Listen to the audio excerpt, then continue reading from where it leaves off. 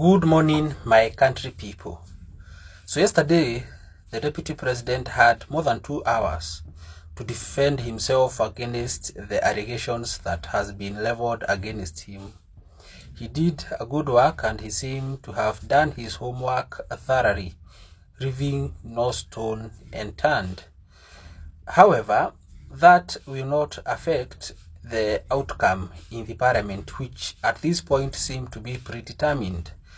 Remember, the Speaker of the House, who should be an ex-officio, not should be, but who is an ex-officio of Parliament, who should always be in pursuit in all matters that are brought in the floor of the House, has made his position on the impeachment of DP Gachagua, which this tend to explain how this game is being played and those who are calling the shot. And in this case, it is very clear that the shot is being called by none other than President William Ruto.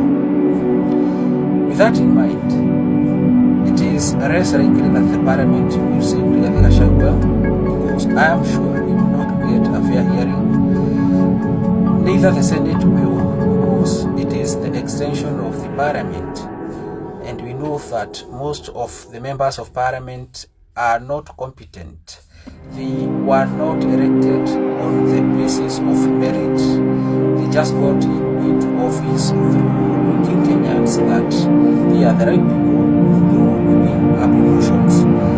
And of course, the clarion call that will be made mostly by the candidate then of UDA and that of that as much as they were to be voted in, they also needed their soldiers, foot soldiers, in this case in parliament, because without a parliament that you can control, you can hardly move any policy through parliament as the president. With that in mind, again, we expect that after the parliament deliberate on it and make its ruling, obviously to oust him, he will rush to court, and there again it will be another journey to see how that process will come out.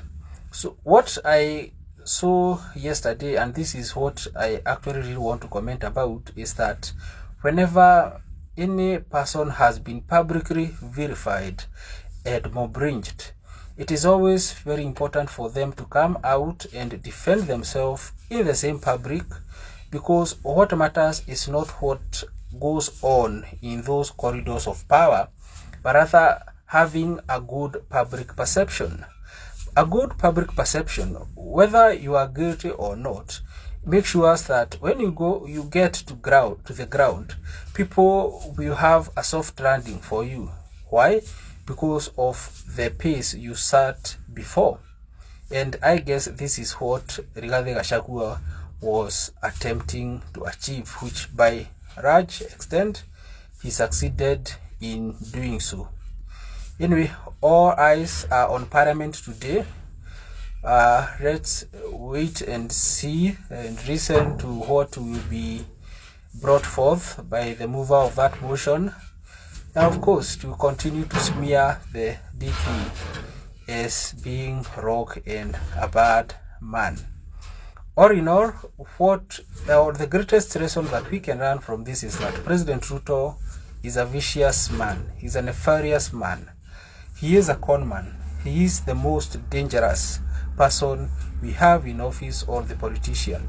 Many people have called him an quintessential master strategist, but he is vicious. He uses you and dumps you. Sad.